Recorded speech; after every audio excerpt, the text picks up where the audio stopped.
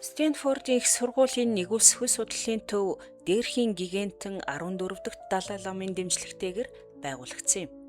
Энд эрдэмтэд хүний тархи, сэтгэл зүй, бие махбодод нэгүсвийн хэрхэн нөлөөлтгийг олон жилийн турш судалж байна. Тэдний ашигладаг нэгүсвэн сургалтын хөтөлбөр нь 8-7 хоног үргэлжилдэг. Энэ хугацаанд тэд өөртөө инрэнгүй хандаж, хайртай хүмүүстэй сайн сайхныг хүсэж, улмаар өөрт нь хэцүү мэдрэмж төрүүлдэг хүмүүстэй хүртэл амар амгалан хүсэх дасгал хийсэн байна. Үр дүн нь маш сонирхолтой байлаа. Энэ дасгалыг хийсэн хүмүүс бусдад туслах гэсэн чин хүсэл нь буураагүйгээр барахгүй сэтгэл хөдлөлөө илүү сайн зохицуулж, стрессийн үед илүү тайван байж чаддаг болсон байна. Хэрв хоёр хүн хоёулаа бусдад туслах хүсэлтэй байвал яагаад нэг нь гомдож хорсож байхад нөгөө нь тайван төлөвт байж чаддгийм бол?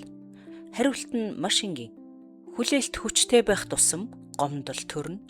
Барьц сулрах тусам тайван байдал үлдэнэ.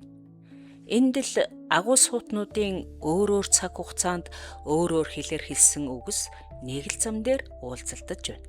Будда үүнийг нэгүсвэ гэсэн бол Христ, нөхцөл болзолгүй хайр гэсэн. Орчин үеийн шинжлэх ухаан үүнийг сэтгэл хөдлөлөө зохицуулах чадвараа гэж томьёолж байна.